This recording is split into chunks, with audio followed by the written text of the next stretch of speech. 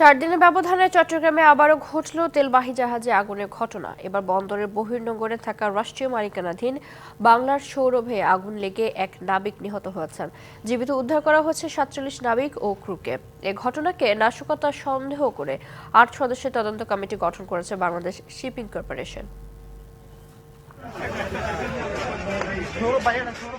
শুক্রবার মধ্যরাতে হঠাৎ বিকট শব্দে কেঁপে ওঠে চট্টগ্রাম বন্দরের বহির্নোঙরে থাকা তেলবাহী ট্যাংকার বাংলার সৌরভ।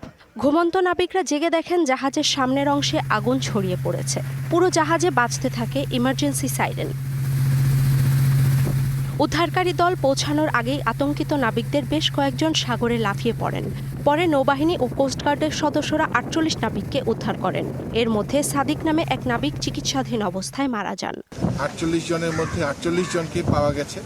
শুধুমাত্র আনফরচুনেটলি একজন সাদেক জিএস, ওনাকে উদ্ধার করার পরে ট্রমাজনিত কারণে 11,055 মেট্রিক টন ক্রুড অয়েল নিয়ে নোঙরের অপেক্ষায় ছিল ট্যাঙ্কারটি। এ ঘটনা নাশকতা হতে পারে বলে সন্দেহ বিএসসির ব্যবস্থাপনা পরিচালকের।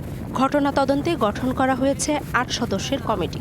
আমরা ধারণা করছি নাশকতামূলক কর্মকাণ্ডের সংশ্লিষ্ট যথেষ্ট বেশি এবং জাতীয় নিরাপত্তাকে বিঘ্নিত করার লক্ষ্যে এই ধরনের কর্মকাণ্ড হতে পারে।